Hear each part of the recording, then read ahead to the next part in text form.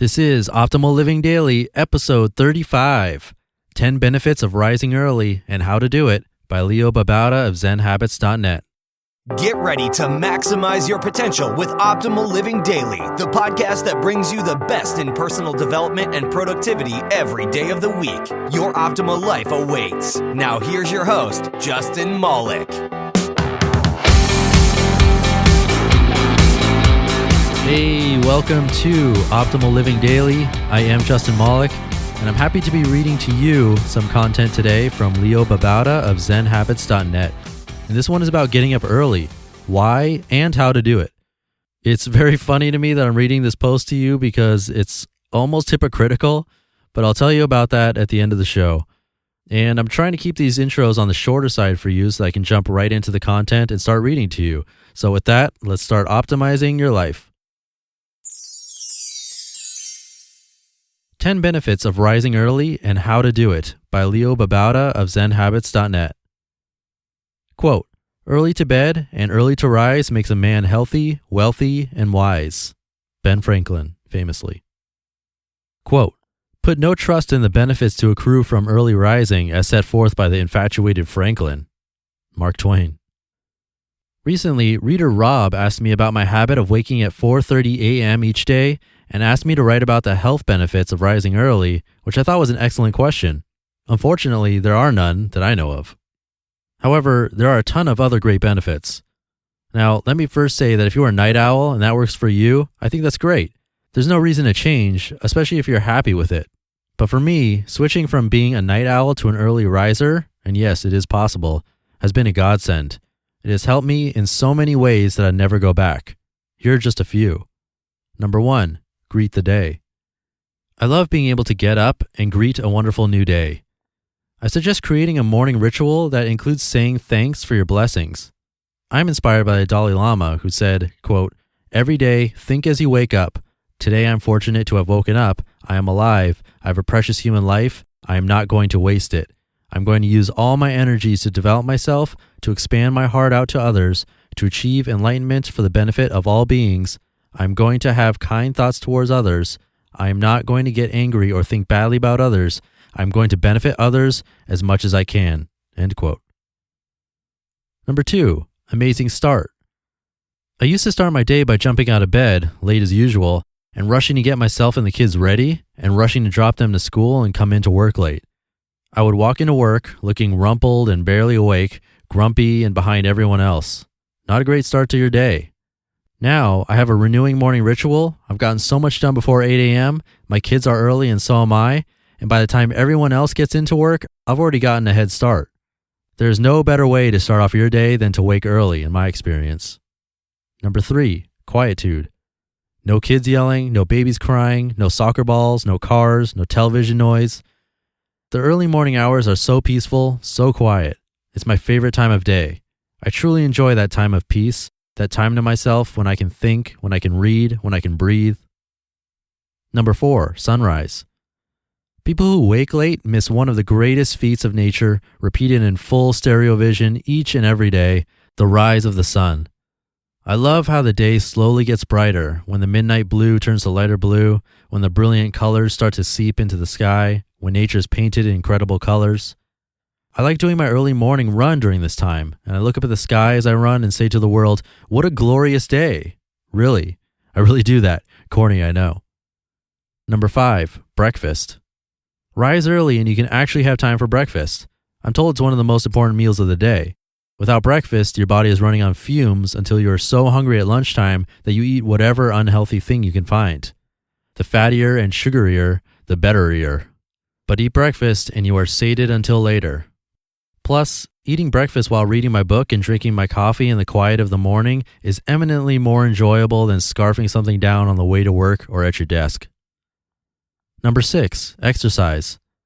There are other times to exercise besides the early morning, of course, but I've found that while exercising right after work is also very enjoyable, it's also liable to be canceled because of other things that come up.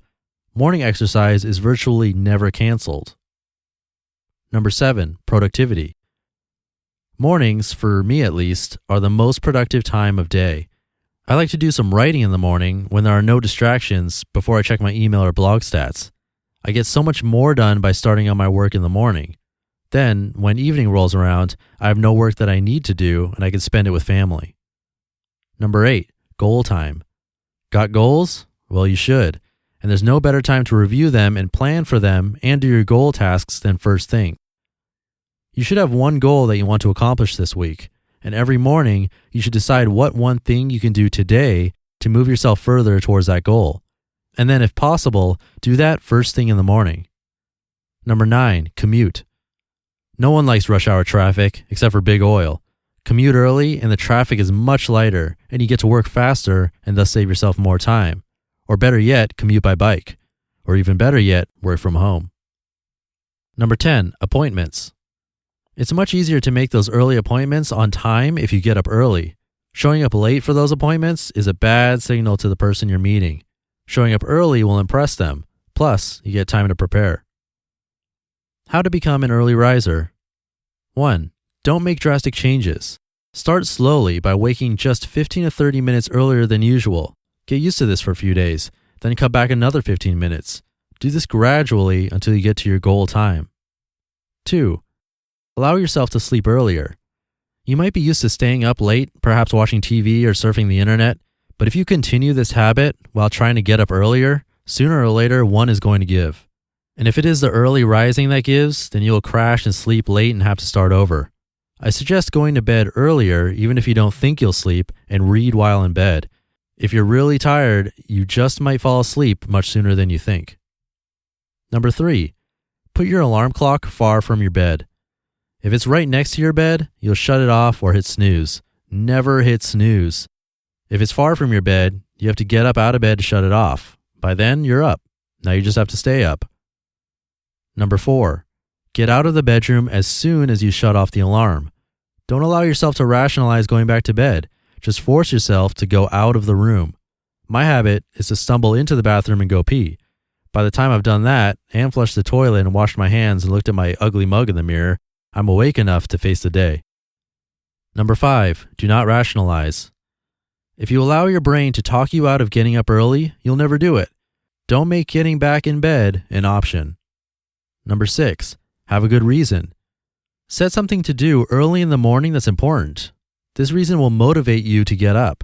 I like to write in the morning, so that's my reason. Also, when I'm done with that, I like to read all of your comments. Number 7, make waking up early a reward. Yes, it might seem at first that you're forcing yourself to do something hard, but if you make it pleasurable, soon you will look forward to waking up early. A good reward is to make a hot cup of coffee or tea and read a book. Other rewards might be a tasty treat for breakfast, smoothies, yum, or watching the sunrise or meditating. Find something that's pleasurable for you and allow yourself to do it as part of your morning routine. Number 8, take advantage of all that extra time.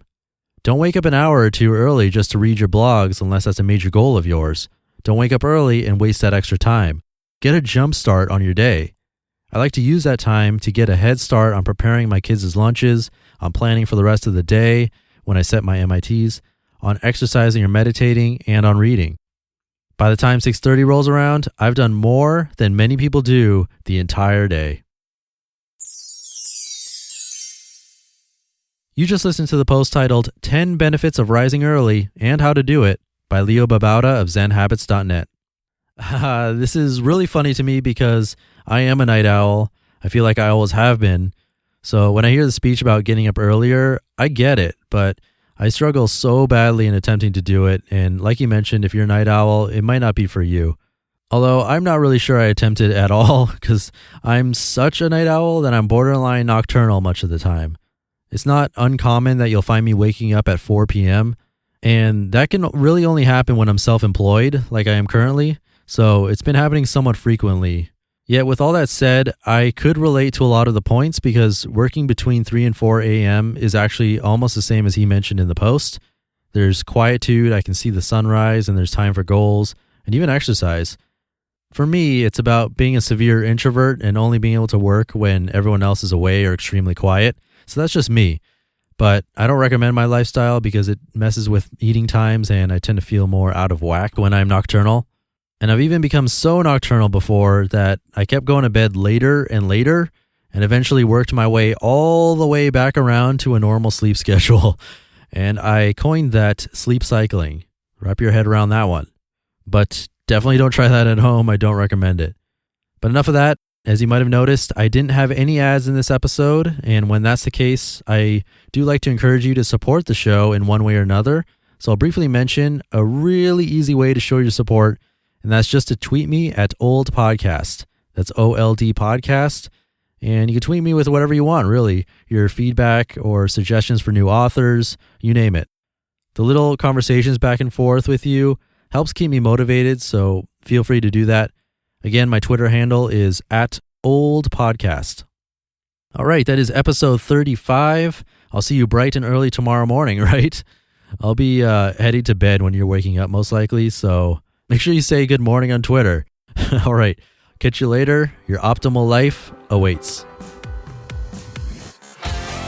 You've been listening to Optimal Living Daily. Be sure to hit the subscribe button to stay up to date on each new episode and head to oldpodcast.com. That's OLDpodcast.com for a free gift as well as more actionable tips and resources to help you maximize your potential. Thanks for joining us, and remember, your optimal life awaits.